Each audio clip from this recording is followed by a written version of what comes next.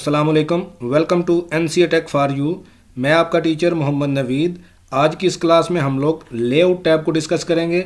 इसमें हम लोग सबसे पहले पेज सेटअप को देखेंगे, उसके बाद पैराग्राफ और अरेंज को डिस्कस करेंगे। गाइज, इस लेक्चर में हम लोग ब्रेक्स को स्किप करेंगे। इसको हम लोग एक सेपरेट क्लास में एक्सप्लोर करेंगे। तो आइए शुरू करते हैं।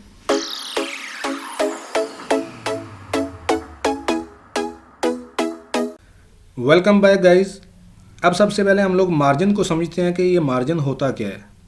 Margin is a space between the edges of the page and the text. यानी ये मार्जिन जो है वो एक स्पेस है, कहाँ से कहाँ तक, इस पैराग्राफ से इस पेज के एज तक।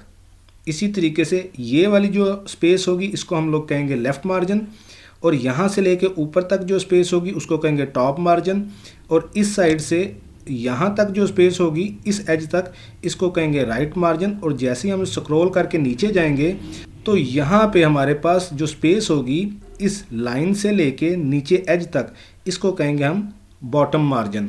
तो इसका मतलब ये हुआ कि अब हमारे पास मार्जिन कितनी तरह के हैं, लेफ़्ट, राइट, टॉप और बॉटम। जब भी हम लोगों ने मार्जिन सेट करना हो तो हम लोग इन चारों पोजीशंस को देखेंगे। अब हम मार्जिन सेट करते हैं।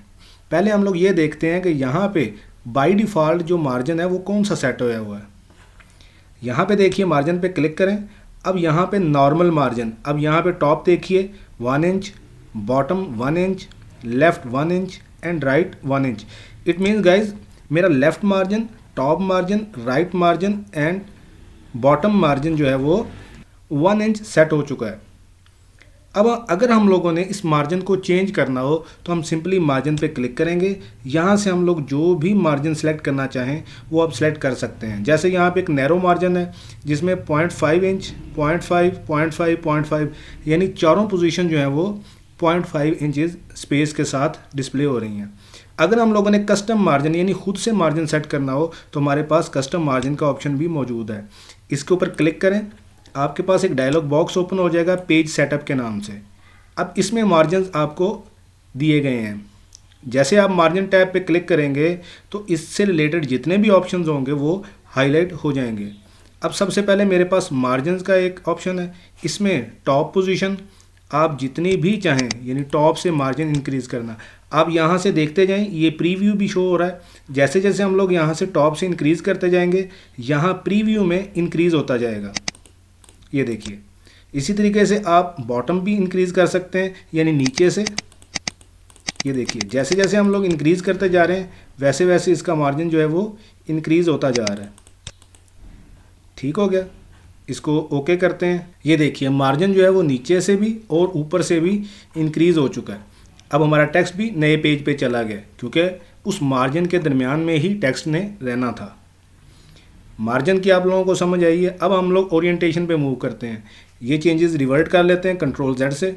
अब ओरिएंटेशन को पहले समझते हैं कि ओरिएंटेशन बेसिकली है क्या।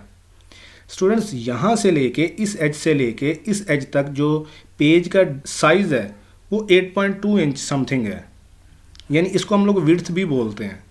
इसी तरीके से टॉप एज से लेके डाउन एज तक का जो फासला है इसको हम लोग हाइट बोलते हैं, और ये तकरीबन 11 इंच होगी। ठीक हो गया। इट मीन्स इस टाइम पे जो हमारा डॉक्यूमेंट है यानी पेज है वो पोर्ट्रेट शक्ल में है। अब जैसे मैं ओरिएंटेशन पे क्लिक करके लैंडस्केप करूँगा तो जो हाइट होगी वो विड्थ में कन्वर्ट हो जाएगी और जो विड्थ होगी वो हाइट में कन्वर्ट हो जाएगी। अब क्लिक करते हैं इस पर, तो ये देखिए अब मेरा पेज जो है वो लैंडस्केप हालत में आ चुका है। इसको दोबारा हम लोग पोर्ट्रेट पे लेके जाते हैं। अब हम लोग साइज़ की बात करेंगे। मैंने आप लोगों को स्टूडेंट्स बताया कि ये विड्थ और ये हाइट है इसकी। अब अगर हम लोगों ने इसकी विड्थ और हाइट सेट करनी हो तो उसके लिए हम लोग साइज़ का ऑप्शन जो है वो उसका इंतखाब करते हैं। अब हाइट किस लिए ज़रूरत होती है हमें? अक्सर हमारे पास जैसे कोई लीगल पेज होता है उसका साइज़ डिफरेंट होता है। कुछ पेज जो होते हैं वो A4 साइज़ के होते हैं, उनका विड्थ और हाइट जो है वो डिफरेंट होती है। इसी तरीके से एग्जेक्टिव पेजेस होते हैं। अब वो तमाम साइजेस जो हैं वो यहाँ पे डिस्प्ले हो रहे हैं। जिस साइज़ का भी आप प्रिंट निकालना चाहें उसके हिसाब से आप अपने पेज का साइज़ सेट कर सकते हैं। जैसे यहाँ पे मुझे लेटर साइज़ चाहिए तो मैं लेटर पे क्लिक करूँगा तो ये लेटर साइज़ हो जाएगा। इसी तरीके से अगर मैं लीगल साइज़ भी करना चाहूँ तो लीगल भी। अब यहाँ स्टूडेंट्स एक चीज़ मैं बताना चाहूँगा कि ये देखें 8.5 मल्टीप्लाई बाई 11, तो यहाँ पे ये 8.5 विड्थ है और 11 इंचज़ इसकी हाइट है। उम्मीद करता हूँ ये साइज़ आप लोगों को समझ आ गए होंगे। अब गाइज हम लोग कॉलम्स के ऑप्शन को डिस्कस करते हैं। इसको डिस्कस करने से पहले मैं ये जो टेक्स्ट जो है वो इसको थोड़ा सा ख़त्म कर लूँ। अब हम लोग कॉलम के ऑप्शन को डिस्कस करते हैं। ये बेसिकली होता क्या है। अब ये मेरे पास जो टेक्स्ट डिस्प्ले हो रहा है ये 1 कॉलम की शक्ल में डिस्प्ले हो रहा है।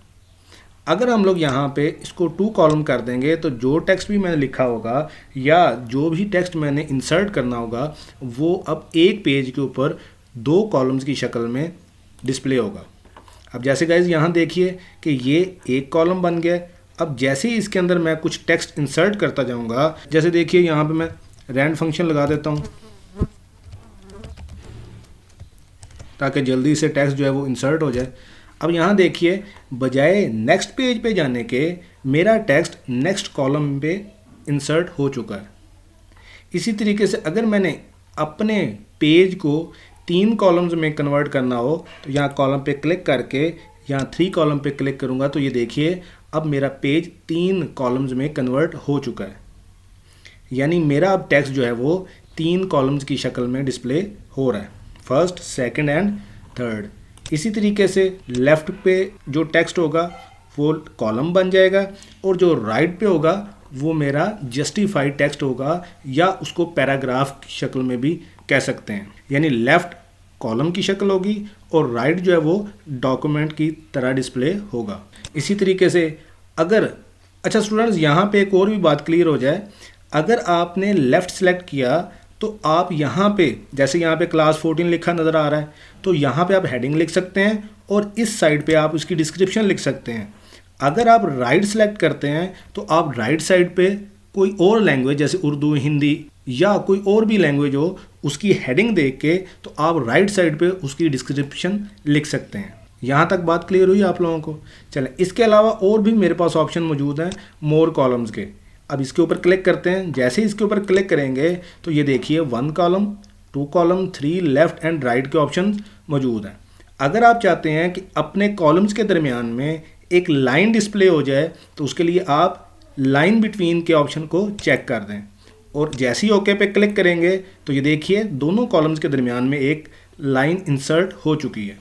अब हम इन चेंजेस को रिवर्ट करते हैं।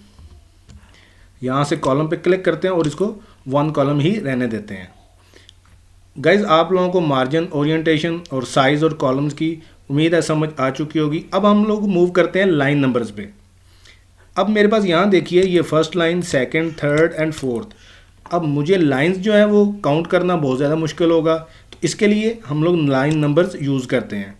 पहले नन मतलब अभी कोई नंबर नहीं डिस्प्ले हो रहे। कॉन्टीन्यूस मीन्स फर्स्ट पेज पे, सेकंड पे, थर्ड पे कॉन्टीन्यूसली काउंटिंग जो है वो डिस्प्ले हो जाएगी। जैसे यहाँ पे क्लिक करता हूँ तो ये देखिए काउंटिंग जो है वो कॉन्टीन्यूसली चल रही है। अगर मैं नेक्स्ट पेज पे भी कुछ टेक्स्ट लिखूँगा तो ये कॉन्टीन्यूसली उस पेज पे भी डिस्प्ले होगी। इसी तरीके से अगर रीस्टार्ट ईच पेज पे क्लिक करूँगा तो हर पेज पे नए सिरे से काउंटिंग जो है वो स्टार्ट होगी। रीस्टार्ट ईच सेक्शन, अगर सेक्शन वगैरह मौजूद हैं मेरे डॉक्यूमेंट में तो हर सेक्शन से नई काउंटिंग स्टार्ट होगी। अब सेक्शन क्या होते हैं इंशाल्लाह स्टूडेंट्स हम लोग ने नेक्स्ट क्लास के अंदर जब ब्रेक्स को डिस्कस करेंगे तो उसमें हम लोग सेक्शंस को भी डिस्कस करेंगे। चलें, अब हम लोग बात करते हैं पैराग्राफ ग्रुप की और इसमें मेरे पास सबसे पहले इंडेंट है। अब स्टूडेंट्स इंडेंट क्या होता है?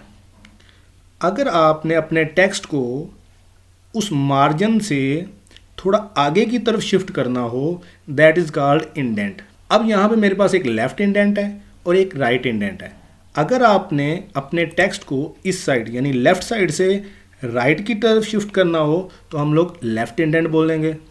अगर हम लोगों ने राइट से लेफ़्ट की तरफ मूव करवाना हो टेक्स्ट को तो उसको हम लोग राइट इंडेंट बोलेंगे। अब जैसे इसके ऊपर मैं क्लिक करता हूँ यहाँ पे इसका इंडेंट जो है वो मैं जितना चाहूँ चेंज कर सकता हूँ। ये देखिए जैसे मैं इंक्रीज़ करता हूँ इंडेंट तो मेरा टेक्स्ट राइट साइड पे मूव हो रहा है। इसी तरीके से अगर मैं राइट साइड वाला ये जो है इस साइड से इंक्रीज़ करूँगा तो ये देखिए मेरा इंडेंट जो है वो राइट साइड से इंक्रीज़ हो रहा है। अब गाइज यहाँ पे स्पेसिंग का ऑप्शन मौजूद है। स्पेसिंग बेसिकली मेरे पैराग्राफ्स के दरमियान में स्पेस है।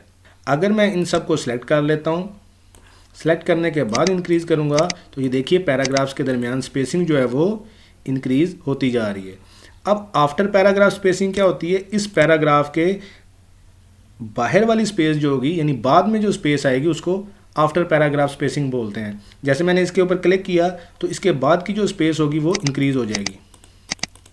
ये देखिए, बात समझ आ गई स्टूडेंट्स। अब गाइस हम लोग रेंज ग्रुप को देखते हैं। अभी यहाँ पे मेरे पास position, wrap text, bring forward and send backward के ऑप्शंस अभी एक्टिवेट नहीं हुए। अब ये किस तरीके से एक्टिवेट होंगे, उसके लिए हम लोग एक न्यू टेक्स्ट इंसर्ट करेंगे और कुछ शेप्स इंसर्ट करेंगे। अभी इसको मैं ख़त्म कर देता हूँ, सिलेक्ट करते हैं, ख़त्म करते हैं इसे, लाइन नंबर भी ख़त्म कर देते हैं। अब यहाँ पे कुछ टेक्स्ट इंसर्ट करते हैं रैंड फंक्शन के ज़रिए, 4 पैराग्राफ इंसर्ट कर लेते हैं। अब यहाँ से मैं इंसर्ट टैब में जाता हूँ और कोई एक पिक्चर इंसर्ट कर लेते हैं। जैसे ये एक पिक्चर है, ये इंसर्ट कर लेते हैं, इसको छोटा भी कर लेते हैं, ठीक है। अच्छा, अब यहाँ देखिए गाइज मेरे पास लेआउट टैब के अंदर ये पोजीशन और रैप टेक्स्ट के ऑप्शन जो है वो एक्टिवेट हो चुके हैं। Bring forward and send backward के ऑप्शन भी डिस्प्ले हो जाएंगे। अब सबसे पहले इस पिक्चर को मैं ऊपर की तरफ मूव करता हूँ तो ये देखिए पिक्चर मूव नहीं हो रही।